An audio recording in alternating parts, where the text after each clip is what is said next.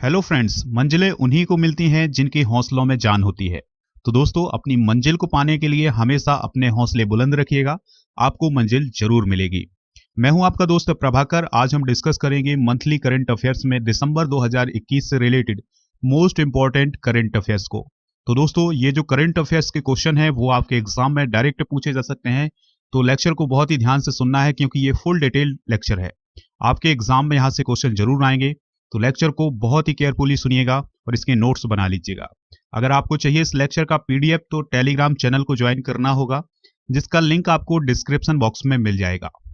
चलिए फ्रेंड्स, बिना देरी किए अब हम डिस्कस करते हैं पहला क्वेश्चन। तो आपको बहुत ही ध्यान से सुनना है। पहला क्वेश्चन है, किसे time person of the year 2021 का अवार्ड दिया गया है? तो आंसर होगा इसका एलन मस्क को। तो दोस्तों, विश्व की टेस्ला और स्पेस एक्स कंपनी है, बहुत ही फेमस। तो उनके प्रमुख हैं कौन? Elon Musk. तो उन्हें साल 2021 का time person of the year का अवार्ड दिया गया है।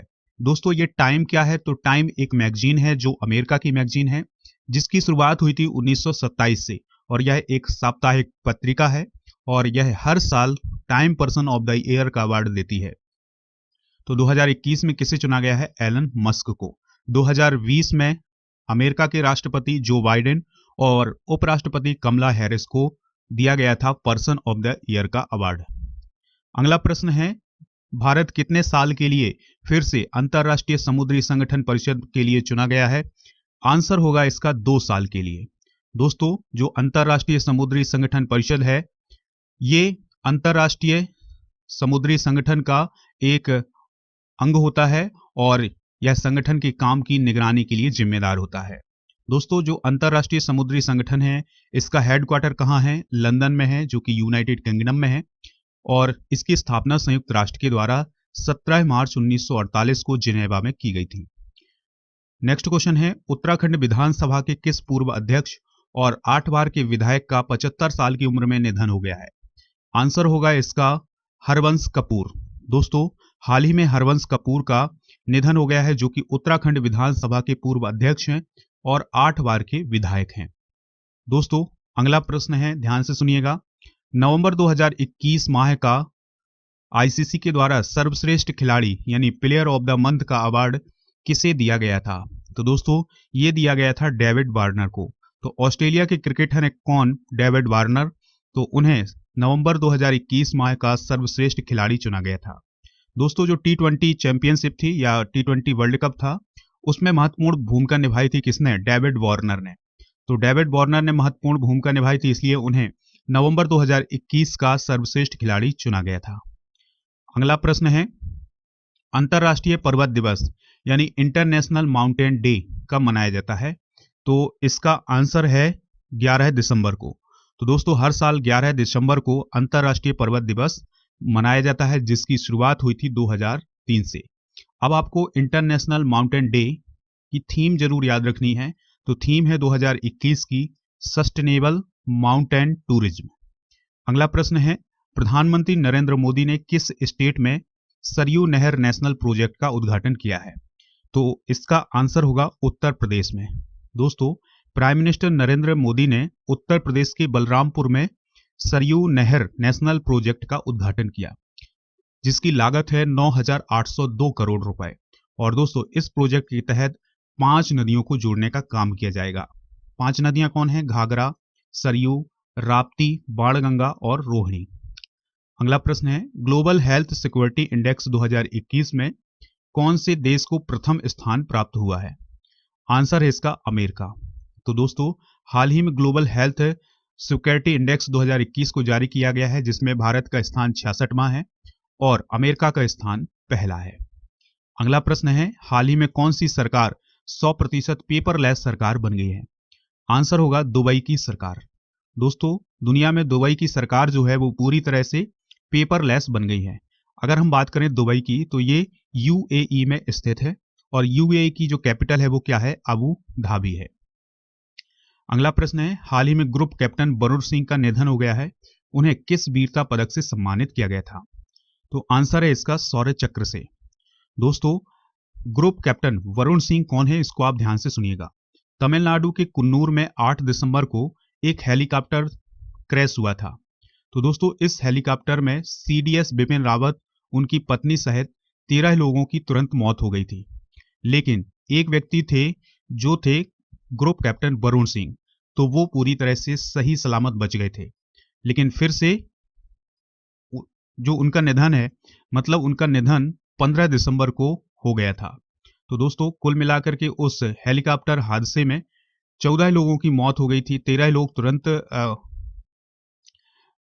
मौत के मुंह में समा गए थे, लेकिन जो ग्रुप कैप्टन वरुण सिंह है वो बच गए थे, लेकिन झुलस गए थे वो बुरी तरह से, इसलिए उनकी मृत्यु 15 दिसंबर को हुई थी।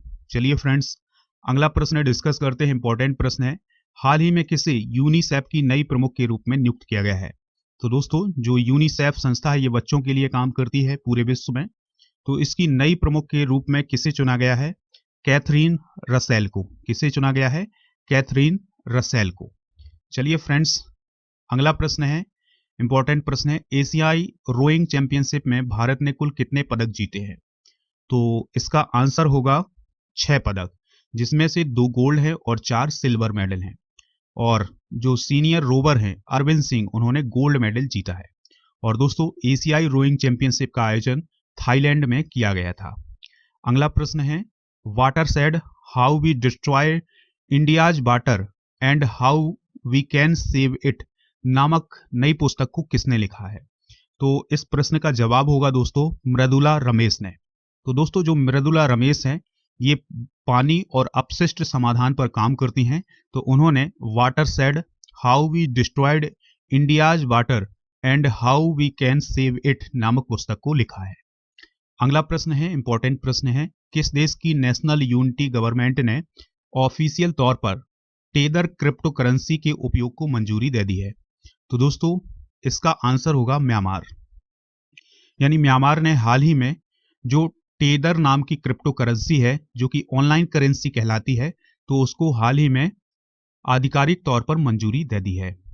तो दोस्तों अगला प्रश्न डिस्कस करते हैं। इंपॉर्टेंट प्रश्न है, भारत के किस राज्य के ग्वालियर में देश का पहला ड्रोन मेला आयोजित किया गया था? तो ग्वालियर किस राज्य में स्थित है? मध्य प्रदेश में। तो ग्वालियर में भारत का पहला ड्रोन मेला आयोजित किया गया था और इसमें किसने भाग लिया था? नागरिक उड्डयन मंत्री ज्योतिरादित्य सिंधिया ने। तो दोस्तों इसके साथ ही मध्य प्रदेश के जो मुख्यमंत्री हैं शिवराज सिंह चौहान, उन्होंने ये घोषणा की थी कि ग्वालियर, भोपाल, इंदौर, जबलपुर और सतना में 5 ड्रोन स्कूल खोले जाएंगे। अगला प्रश्न है, 16 दिसंबर को पूरे भारत में कौन सा दिवस मनाया जाता है? इंपॉर्टेंट क्वेश्चन है, ध्यान से सुनना है। 16 दिसंबर को मनाया जाता है विजय दिवस। कौन सा दिवस मनाया जाता है? विजय दिवस मनाया जाता है। क्यों मनाया जाता है? क्योंकि भारत और पाकिस्तान के बीच जो 1971 में युद्ध हुआ था, जिसमें बांग्लादेश का निर्माण हुआ था, तो उस युद्ध में भारत ने विजय हासिल की थी, तो इसलिए 16 दिसंबर को विजय दिवस मनाया जाता है। दोस्तों 16 दिसंबर 1971 को ऑफिशियल तौर पर यह युद्ध समाप्त हुआ था और पाकिस्तान ने भारत के सामने सरेंडर किया था, इसलिए हम कौन सा दिवस मनाते हैं हर साल 16 दिसंबर को? विजय दिवस। अगला प्रश्न है, भारत ने गणतंत्र दिवस समारोह 2022 के लिए कितने मध्य एशियाई देशों के प्रमुख मुख्य अतिथि के रूप में आमंत्रित किए हैं? तो आंसर है इसका 5। यानी दोस्तों गणतंत्र दिवस समारोह 2022 के लिए 5 देशों के प्रमुख आने वाले हैं भारत में। दोस्तों अब आप ध्यान से सुनिएगा कि किन किन देशों के प्रमुख आएंगे गणतंत्र दिवस समारोह 2022 में। तो वो आएंगे कजाकिस्तान, किर्गिस्तान, तुर्कमेनिस्तान, तजाकिस्तान और उज्बेकिस्तान। तो इन 5 देशों के जो प्रमुख होंगे वो आएंगे गणतंत्र दिवस समारोह 2022 में। कहां? भारत। दोस्तों अगला प्रश्न है, यूनेस्को ने किस शहर के दुर्गा पूजा को अमूर्त सांस्कृतिक विरासत के रूप में शामिल किया है? तो दोस्तों इसका आंसर होगा कोलकाता। यानी जो कोलकाता की दुर्गा पूजा है उसको यूनेस्को के द्वारा अमूर्त सांस्कृतिक विरासत की सूची में शामिल किया है। इसके अलावा भारत में अमूर्त सांस्कृतिक विरासत की जो सूची है वो 14 हो गई है। यानी 14 ऐसे इंपॉर्टेंट हिस्से हैं दोस्तों भारत में जिनको अमूर्त सांस्कृतिक विरासत के रूप में यूनेस्को के द्वारा शामिल किया है। 2017 में कुंभ के मेले को, 2016 में योग को मान्यता मिली थी अमूर्त सांस्कृतिक विरासत की सूची में। दोस्तों पंजाब के पारंपरिक पीतल और तांबे के शिल्प को 2014 में, जबकि मणिपुर के संकीर्तन अनुष्ठान गायन को 2013 में अमूर्त सांस्कृतिक विरासत की सूची में शामिल किया गया था। चलिए फ्रेंड्स, अगला प्रश्न डिस्कस करते हैं। अंतरराष्ट्रीय चाय दिवस यानी इंटरनेशनल टी डे कब आयोजित किया जाता है? तो इसका आंसर है 18 दिसंबर को। यानी 18 दिसंबर को हर साल अंतरराष्ट्रीय चाय दिवस मनाया जाता है, लेकिन कुछ ही देशों के द्वारा यह दिवस मनाया जाता है 18 दिसंबर को। और वो देश कौन कौन से हैं? Bangladesh, Sri Lanka, Nepal, Vietnam, Indonesia, Kenya, Malawi, Malaysia, Uganda, Bharat और तंजानिया। तो ये देश जो हैं वो 18 दिसंबर को अंतर्राष्ट्रीय चाय दिवस मनाते हैं, लेकिन संयुक्त राष्ट्र के द्वारा 21 मई को अंतर्राष्ट्रीय चाय दिवस मनाया जाता है। अगला प्रश्न है, हाल ही में इसरो ने 4 देशों के सैटेलाइट लॉन्च करने के साथ कितने समझौते किए हैं? तो दोस्तों, इसरो ने 4 देशों के साथ कितने सैटेलाइट लॉन्च करने के लिए समझौते किए हैं? तो इसका आंसर है 6। यानी दोस्तों, 4 देशों के 6 सैटेलाइट छोड़ेगा कौन? इसरो। इसकी जानकारी दी गई थी संसद में। दोस्तों, यह समझौता 1140 करोड़ रुपए से ज्यादा का है और इनकी जो लॉन्चिंग है, यानी जो सैटेलाइट की लॉन्चिंग है, वो 2021 से 2023 के बीच होगी। चलिए फ्रेंड्स, अगला प्रश्न डिस्कस करते हैं। इंपॉर्टेंट प्रश्न है। अगर आपको ये लेक्चर पसंद आ रहा है तो लाइक शेयर जरूर करिएगा, और इसके अलावा चैनल को यानी स्टडी कर को फॉलो कर लीजिएगा और बेल आइकॉन जरूर दबा लीजिएगा, जिससे आपको समय पर नोटिफिकेशन मिलता रहेगा। अगला प्रश्न है, इंग्लैंड का कौन सा खिलाड़ी 150 टेस्ट मैच खेलने वाला दुनिया का 10वां खिलाड़ी बन गया है? तो दोस्तों, इसका आंसर होगा स्टुअर्ट ब्रॉड। जो स्टुअर्ट ब्रॉड हैं, उन्होंने 150 टेस्ट मैच खेलने का कारनामा किया है और वो ऐसा करने वाले विश्व के यानी दुनिया के 10वें खिलाड़ी बन गए हैं। तो तेज गेंदबाज हैं कौन? स्टुअर्ट ब्रॉड, जो कि इंग्लैंड के हैं। तो उन्होंने 150 मैच खेलने का यानी रिकॉर्ड बनाया है। लेकिन याद रखिएगा, ये जो मैच हैं ये टेस्ट मैच हैं। अगला प्रश्न है, इंपॉर्टेंट प्रश्न है। 18 दिसंबर को विश्व भर में कौन सा दिवस मनाया जाता है? तो इसका आंसर होगा अंतर्राष्ट्रीय अल्पसंख्यक अधिकार दिवस। दोस्तों, हर साल 18 दिसंबर को अंतर्राष्ट्रीय अल्पसंख्यक अधिकार दिवस मनाया जाता है। अगर हम बात करें भारतीय संविधान की, तो भारतीय संविधान के अनुच्छेद 29, 30, 350 ए और 350 बी में अल्पसंख्यक शब्द का प्रयोग किया गया है। किस शब्द का प्रयोग किया गया है? अल्पसंख्यक शब्द का प्रयोग किया गया है। लेकिन भारतीय संविधान में अल्पसंख्यक की परिभाषा को कहीं भी वर्णित नहीं किया गया है। अगला प्रश्न है, किस कार ड्राइवर को लंदन के विंसडर कैसल में नाइटहुड की उपाधि प्राप्त हुई है? यानी दोस्तों, किस रेस कार ड्राइवर को नाइटहुड की हाल ही में उपाधि दी गई है? तो उनका नाम है लुइस हैमिल्टन। क्या नाम है दोस्तों? Lewis Hamilton. यानी लुइस हैमिल्टन को इंग्लैंड में नाइटहुड की उपाधि दी गई है। तो दोस्तों, जो लुइस हैमिल्टन हैं, ये लंदन से संबंधित हैं। और इसके अलावा दोस्तों, उन्हें कौन सी उपाधि दी गई है? नाइटहुड की उपाधि दी गई है। अगला प्रश्न है, बीसीसीआई ने भारत के दिव्यांग क्रिकेटरों के लिए किस नई कमेटी को बनाने का फैसला लिया है? इसका नाम क्या है? तो दोस्तों, इस कमेटी का नाम होगा डीसीसीआई। क्या होगा? डीसीसीआई। इसका फुल फॉर्म क्या होगा? Differently abled cricket council of India. और इसमें जो दिव्यांग खिलाड़ी होंगे उनकी देखभाल की जाएगी। और दोस्तों, ये बहुत ही महत्वपूर्ण समिति होगी और ऐसा पहली बार होगा जब दिव्यांग क्रिकेटरों के लिए बीसीसीआई के द्वारा ऐसी कमेटी का निर्माण किया गया है। अगला प्रश्न है, पर्यावरण, वन और जलवायु परिवर्तन मंत्रालय ने उत्तराखंड के पिथौरागढ़ जिले में किस अभ्यारण्य को इको सेंसिटिव जोन घोषित किया है? तो इसका आंसर होगा अस्कोट वन्यजीव अभ्यारण्य। दोस्तों, जो इको सेंसिटिव जोन है, इसका मतलब ये होगा कि यहाँ पर जो भी गतिविधियां होगी वो अनुमति के बिना नहीं होगी।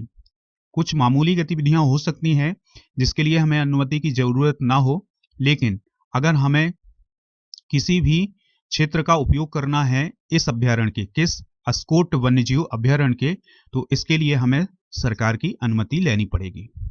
तो अस्कोट वन्यजीव अभ्यारण्य कहाँ है? उत्तराखंड में है। अगला प्रश्न है, असम कौसम विश्वविद्यालय की स्थापना के लिए किसने $112 मिलियन के ऋण को मंजूरी दे दी है। यानी जो असम कौशल विश्वविद्यालय है, इसकी स्थापना के लिए किसके द्वारा $112 मिलियन का ऋण दिया गया है? तो इसका आंसर होगा एशियाई विकास बैंक यानी एडीबी के द्वारा असम कौशल विश्वविद्यालय की स्थापना के लिए $112 मिलियन का ऋण दिया गया है। बात आई है दोस्तों एडीबी की। तो एडीबी की बात करें तो 19 दिसंबर 1966 को इसकी स्थापना हुई थी। इसके कुल मिलाकर 68 सदस्य हैं और इसका उद्देश्य है एशिया में सामाजिक और आर्थिक विकास को बढ़ावा देना। दोस्तों, लेक्चर को आप लाइक शेयर जरूर करिएगा और जितने भी हमारे सोशल मीडिया प्लेटफॉर्म हैं तो दोस्तों उनकी भी लिंक आपको डिस्क्रिप्शन बॉक्स में दी गई है, तो उन पर भी आप स्टडी कर को फॉलो कर सकते हैं, जहां पर आपको बहुत ही अच्छी जानकारी उपलब्ध कराई जाती है और समय पर आपको नोटिफिकेशन भी प्राप्त हो जाएगा अगर आप बेल आइकॉन दबा लेंगे। अगला प्रश्न है, ट्विटर के नए मुख्य कार्यकारी अधिकारी यानी सीईओ के रूप में किसे नियुक्त किया गया है? सबसे इंपॉर्टेंट क्वेश्चन होगा, आने वाले एग्जाम में पूछा जा सकता है ये क्वेश्चन। तो ट्विटर के नए सीईओ कौन बने हैं? उनका नाम है पराग अग्रवाल। दोस्तों, भारतीय मूल के हैं कौन? पराग अग्रवाल। तो इन्हें ट्विटर की अब कमान मिल गई है और ट्विटर के सीईओ के रूप में इन्हें कमान दी गई है। दोस्तों, अगला प्रश्न है, किस राज्य सरकार ने मुख्यमंत्री तीर्थ यात्रा योजना में पाकिस्तान में करतारपुर साहिब और तमिलनाडु में बेलंकनी चर्च को जोड़ने की घोषणा की है? तो इसका आंसर होगा दिल्ली। यानी दोस्तों, जो दिल्ली सरकार है उसके द्वारा मुख्यमंत्री तीर्थ यात्रा योजना चलाई जाती है, तो उसमें अब 2 स्थान और जोड़े गए हैं। वो 2 स्थान कौन कौन से हैं? पाकिस्तान का करतारपुर साहिब और तमिलनाडु का बेलंकनी चर्च। अगला प्रश्न है, बहुत ही इंपॉर्टेंट प्रश्न है दोस्तों, चेक रिपब्लिक देश के नए प्रधानमंत्री के रूप में किसे नियुक्त किया गया है? यानी चेक रिपब्लिक के नए प्रधानमंत्री कौन नियुक्त किए गए हैं? आंसर होगा पेट्र फियाला। यानी पेट्र फियाला जो हैं चेक रिपब्लिक के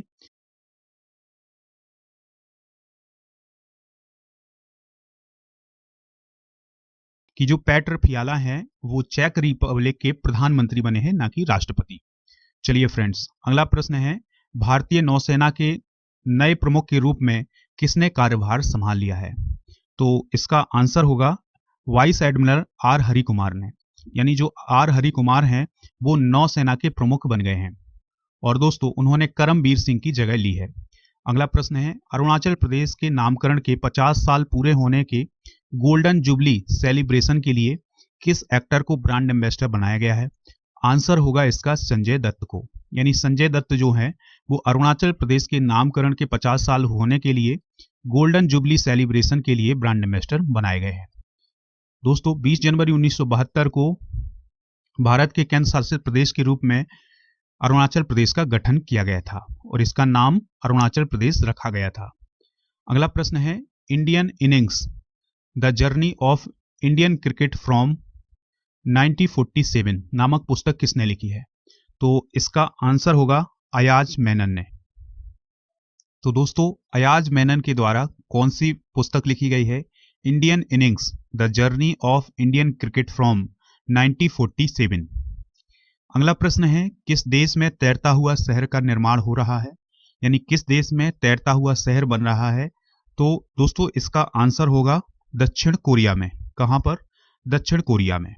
अगला प्रश्न है, फॉर्चून इंडिया ने भारत की 50 सबसे शक्तिशाली महिलाओं की सूची जारी की है। इस लिस्ट में प्रथम स्थान पर किसे जगह दी गई है? तो इसका आंसर होगा निर्मला सीतारमण को। दोस्तों, भारत की वित्त मंत्री हैं कौन? निर्मला सीतारमण। तो उन्हें फॉर्चून इंडिया में 50 सबसे शक्तिशाली महिलाओं में पहला स्थान दिया गया है। तो कौन है? वित्त मंत्री निर्मला सीतारमण, जो कि फॉर्चून इंडिया की 50 सबसे शक्तिशाली महिलाओं की सूची में पहले स्थान पर हैं। अगला प्रश्न है, राष्ट्रीय रक्षा कॉलेज के 34वें कमांडेंट के रूप में किसे नियुक्त किया गया है? यानी राष्ट्रीय रक्षा कॉलेज के 34वें कमांडेंट कौन बने हैं? तो दोस्तों इसका आंसर है लेफ्टिनेंट जनरल मनोज कुमार मागो। कौन बने हैं? मनोज कुमार मागो। तो दोस्तों याद रखिएगा, नेशनल डिफेंस कॉलेज कहां पर स्थित है? नई दिल्ली में, जिसमें कमांडेंट को तैयार किया जाता है। यानी जो ऑफिसर हैं उनको तैयार किया जाता है, उनको ट्रेनिंग दी जाती है। तो राष्ट्रीय रक्षा कॉलेज के 34वें कमांडेंट के रूप में किसे नियुक्त किया गया है? लेफ्टिनेंट जनरल मनोज कुमार मांगो को। अगला प्रश्न है, अंतर्राष्ट्रीय मुद्रा कोष का नया डिप्टी मैनेजिंग डायरेक्टर किसे बनाया गया है? तो दोस्तों इसका आंसर होगा गीता गोपीनाथ को। यानी गीता गोपीनाथ आईएमएफ की नई डिप्टी मैनेजिंग डायरेक्टर बनी है। दोस्तों आईएमएफ ने घोषणा की है कि जो गीता गोपीनाथ हैं अगले महीने जॉफ्री ओकामोतो की जगह लेने वाली हैं और वो फर्स्ट डिप्टी मैनेजिंग डायरेक्टर बनेगी, यानी जो फर्स्ट लेडी मैनेजिंग डायरेक्टर के रूप में पदभार संभालेंगी। चलिए फ्रेंड्स, हाल ही में असम सरकार के द्वारा राज्य का सर्वोच्च नागरिक सम्मान असम वैभव किसे प्रदान किया गया है? यानी जो असम सरकार है उसके द्वारा राज्य का जो सर्वोच्च नागरिक सम्मान है जिसका नाम है क्या? असम वैभव, तो ये किसे प्रदान किया गया है? तो इसका आंसर होगा रतन टाटा को। किसे दोस्तों? रतन टाटा को। तो रतन टाटा को ये पुरस्कार क्यों दिया गया है? क्योंकि रतन टाटा के द्वारा या उनके ट्रस्ट के द्वारा साल 2018 में असम में 19 कैंसर केयर यूनिट की स्थापना की गई थी, तो इसलिए उन्हें यह पुरस्कार दिया गया है। अगला प्रश्न है, हॉर्नबिल महोत्सव किस राज्य में मनाया जाता है? इंपॉर्टेंट क्वेश्चन है दोस्तों, तो इसका आंसर होगा नागालैंड में।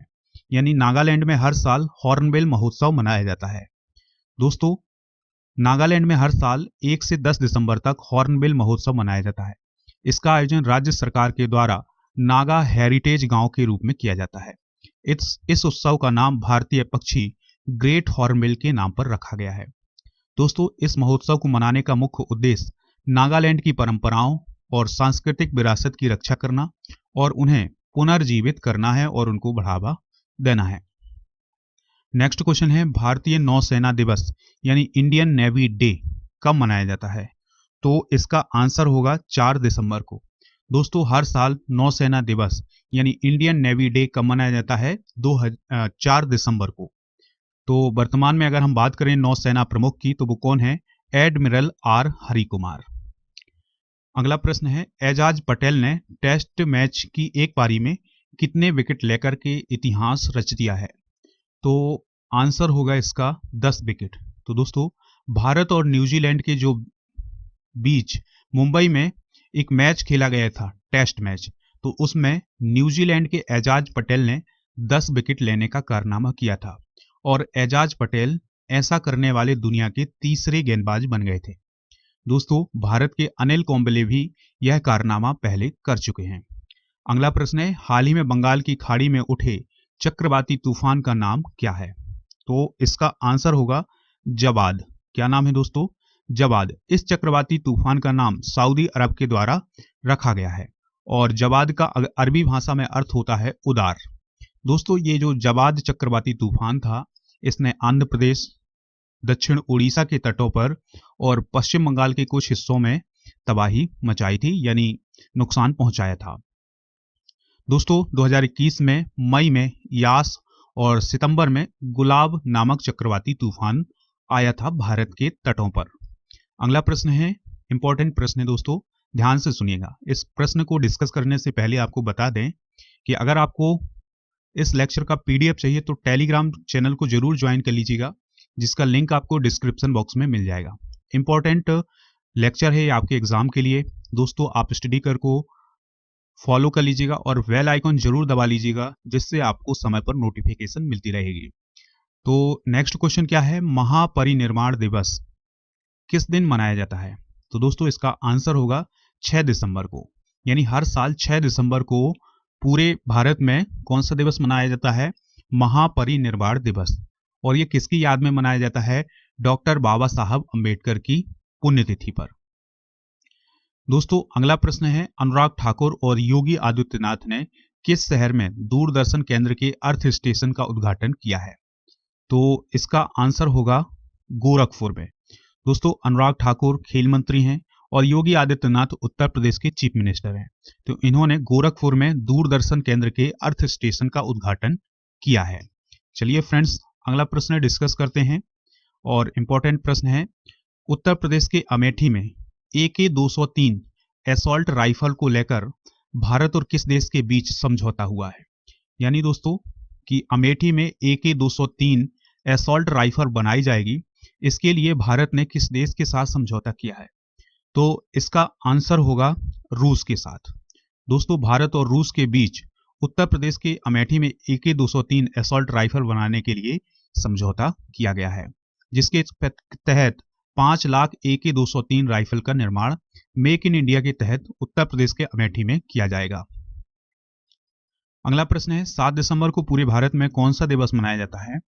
तो इसका आंसर होगा दोस्तों सशस्त्र सेना झंडा दिवस।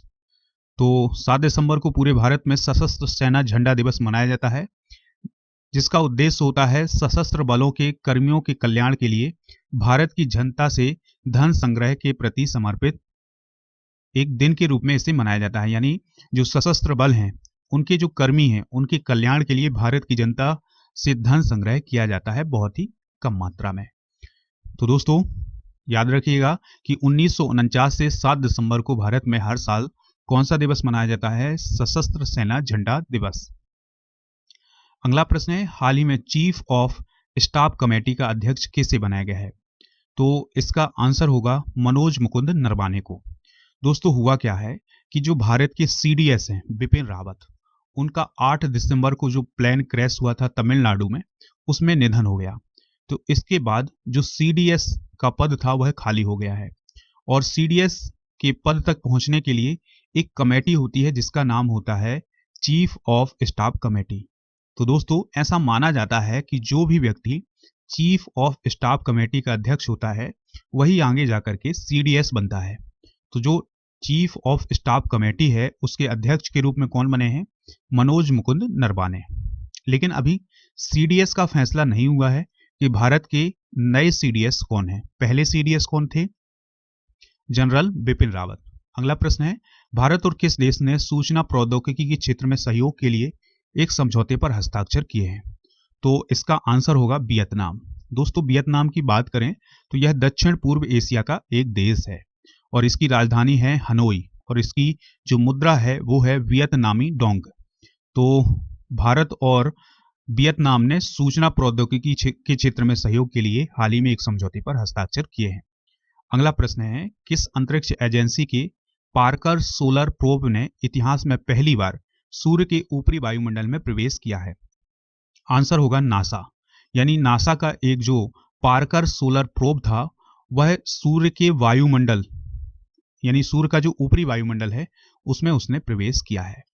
दोस्तों, नासा की बात करें तो नासा अमेरिका की एक अंतरिक्ष एजेंसी है, जिसका मुख्यालय वाशिंगटन DC में है। स्थापना 29 जुलाई 1958 को की गई थी। भारत में जो स्पेस एजेंसी है, उसका क्या नाम है? इसरो। अगला प्रश्न है, हाल ही में किस राज्य ने अपने राज्य गीत के रूप में तमिल थाई वजतू को घोषित किया है? तो इसका आंसर होगा तमिलनाडु ने। यानी दोस्तों, हाल ही में तमिलनाडु के द्वारा तमिल थाई वजतू नामक गीत को अपने राज्य गीत के रूप में नियुक्त किया है या घोषित किया है। तो अब यह जो गीत है, ये शैक्षणिक संस्थानों, विश्वविद्यालयों, सरकारी कार्यालयों और सार्वजनिक क्षेत्र के जो उपक्रम है, वहां पर किसी भी कार्यक्रम को होने से पहले इसे गाया जाएगा। दोस्तों, याद रखिएगा कि जो तमिल थाई वजतू है, ये पुडुचेरी का भी राज्य गीत है।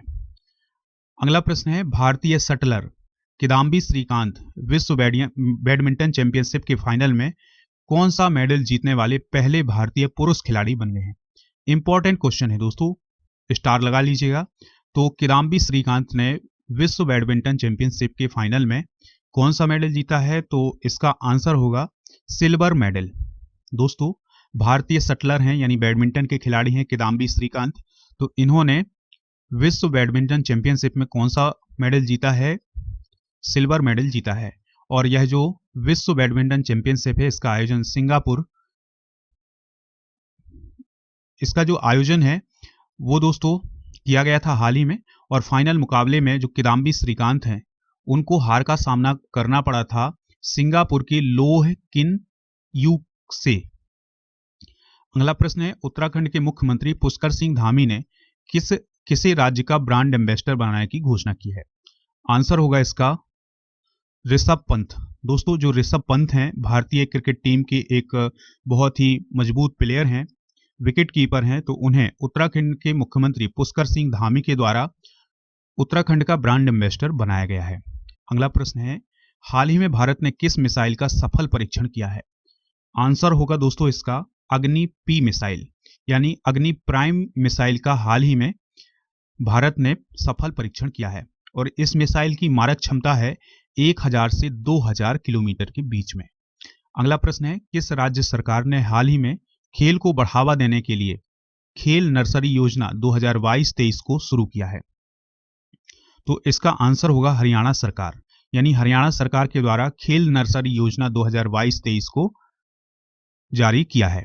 दोस्तों, इसका उद्देश्य है, खेल नर्सरी का जो उद्देश्य है वो है सरकारी और निजी शिक्षण संस्थानों में खेलों को बढ़ावा देना। अगला प्रश्न है, उड़ीसा के मुख्यमंत्री नवीन पटनायक ने किस नदी पर टी सेतु का उद्घाटन किया है? तो दोस्तों इसका आंसर होगा महानदी, यानी उड़ीसा के मुख्यमंत्री नवीन पटनायक ने महानदी पर टी सेतु का उद्घाटन किया है। और दोस्तों जो ये टी सेतु है ये उड़ीसा का सबसे लंबा पुल है जो कि कटक जिले में महानदी पर बनाया गया है। इसकी लंबाई है 3.4 किलोमीटर और चौड़ाई है 7.5 मीटर। अगला प्रश्न है, हाल ही में किस राज्य में 3 नए जिले बनाए गए हैं? तो दोस्तों इसका जो आंसर है वो होगा नागालैंड। दोस्तों नागालैंड की सरकार ने 3 नए जिलों का निर्माण किया है। अब वो 3 नए जिले कौन कौन से हैं? इत्से मिन्यू, न्यूलैंड और चुमोकेदिमा। तो ये 3 नए जिले बनाए गए हैं किस राज्य में? नागालैंड में। नागालैंड के वर्तमान में चीफ मिनिस्टर कौन है? नेफ्यू रियो। राज्यपाल कौन है? जगदीश मुखी, लेकिन एक्टिंग है, यानी इसका मतलब ये हुआ कि इन्हें अतिरिक्त प्रभार दिया गया है नागालैंड का, चूंकि जो जगदीश मुखी हैं ये असम के राज्यपाल हैं और इन्हें अतिरिक्त प्रभार नागालैंड का दिया गया है। नागालैंड की जो कैपिटल है वो क्या है? कोहिमा है। अगला प्रश्न है, किस राज्य के मुख्यमंत्री ने भगवान कृष्ण बलराम जगन्नाथ रथ यात्रा को एक वार्षिक राज्य उत्सव घोषित किया है? तो ये किया है पंजाब सरकार के द्वारा। तो दोस्तों जो पंजाब के मुख्यमंत्री हैं चरणजीत सिंह चन्नी, तो उनके द्वारा जो पंजाब में भगवान कृष्ण बलराम जगन्नाथ रथ यात्रा है उसको एक वार्षिक राज्य उत्सव घोषित किया है। अगला प्रश्न है, जी और किस कंपनी के विलय के समझौते पर हस्ताक्षर हुए हैं? यानी हाल ही में जी और किस कंपनी ने विलय किया है? तो दोस्तों इसका आंसर होगा सोनी। तो दोस्तों जो जी और सोनी कंपनी है इन दोनों कंपनियों ने हाल ही में विलय समझौते पर हस्ताक्षर किए हैं, यानी दोनों कंपनी मिलकर अब एक नई कंपनी बनाएंगे और ये जो नई कंपनी होगी इसमें जो सोनी पिक्चर्स है इसकी 51% हिस्सेदारी होगी और जी की बाकी हिस्सेदारी होगी और इसके जो संयुक्त कंपनी बनेगी आने वाले समय में इसके एमडी और सीईओ होंगे कौन? पुनीत गोयंका। कौन होंगे दोस्तों? पुनीत गोयंका। अगला प्रश्न है, बीजिंग शीतकालीन ओलंपिक 2022 के लिए भारतीय दल का सेफ डी मिशन यानी मिशन प्रमुख किसे नियुक्त किया गया है? तो इसका आंसर होगा हरजिंदर सिंह को। दोस्तों हरजिंदर सिंह वर्तमान में आइस हॉकी एसोसिएशन के महासचिव हैं और उन्हें बीजिंग शीतकालीन ओलंपिक 2022 के लिए यानी विंटर ओलंपिक 2022 के लिए सेफ डी मिशन घोषित किया गया है। अगला प्रश्न है, किस भारतीय खिलाड़ी ने हाल ही में अंतरराष्ट्रीय क्रिकेट के सभी फॉर्मेट से संन्यास लेने की घोषणा की है? उनका नाम है हरभजन सिंह। दोस्तों हरभजन सिंह ने हाल ही में क्रिकेट के सभी फॉर्मेट से संन्यास लेने की घोषणा की है और अगर हम बात करें हरभजन सिंह की तो 2007 में जो भारत ने T20 वर्ल्ड कप जीता था उसके वो सदस्य थे और 2011 में जो भारत ने वनडे का वर्ल्ड कप जीता था उसमें भी वो टीम का हिस्सा थे। अगला प्रश्न है, इंपॉर्टेंट प्रश्न है, किस देश ने सैफ अंडर 19 महिला चैंपियनशिप फुटबॉल का खिताब जीता है? तो दोस्तों इसका आंसर है बांग्लादेश। तो बांग्लादेश की टीम ने फाइनल में भारत को हरा करके सैफ अंडर 19 महिला चैंपियनशिप का खिताब जीता है। सैफ का फुल फॉर्म क्या होता है? साउथ एशियन फुटबॉल फेडरेशन, जिसकी स्थापना हुई थी 1997 में। तो दोस्तों जो सैफ अंडर 19 महिला चैंपियनशिप है जो कि फुटबॉल की एक चैंपियनशिप है, तो इसका आयोजन बांग्लादेश में किया गया था और इस टूर्नामेंट में बांग्लादेश की शाहिदा अख्तर को मोस्ट वैल्यूएबल प्लेयर का पुरस्कार दिया गया है। अगला प्रश्न है, लास्ट प्रश्न है दोस्तों, ध्यान से सुनिएगा। हाल ही में किस टीम ने तमिलनाडु को हराकर पहली बार विजय हजारे ट्रॉफी का खिताब जीत लिया है? तो इसका आंसर होगा हिमाचल प्रदेश। दोस्तों हिमाचल प्रदेश ने पहली बार किसी राष्ट्रीय ट्रॉफी को जीता है और उस ट्रॉफी का नाम है विजय हजारे ट्रॉफी। तो किस राज्य को हराकर जीता है? तो तमिलनाडु को हराकर के जीता है।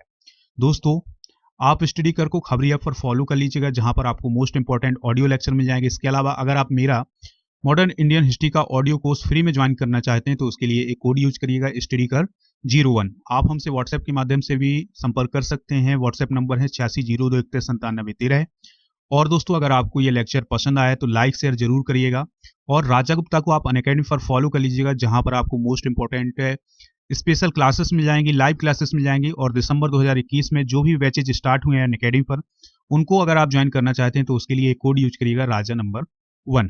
लेक्चर को लाइक शेयर जरूर करिएगा। और हमारे सभी सोशल मीडिया प्लेटफॉर्म जैसे फेसबुक, ट्विटर, इंस्टाग्राम, यूट्यूब और व्हाट्सएप, टेलीग्राम, इन सभी पर आप स्टडी कर को फॉलो कर लीजिएगा। और दोस्तों फॉलो करने के बाद बेल आइकन को जरूर दबा लीजिएगा, जिससे आपको समय पर नोटिफिकेशन मिलती रहेगी। मिलते हैं नेक्स्ट लेक्चर में। जय हिंद, वंदे मातरम।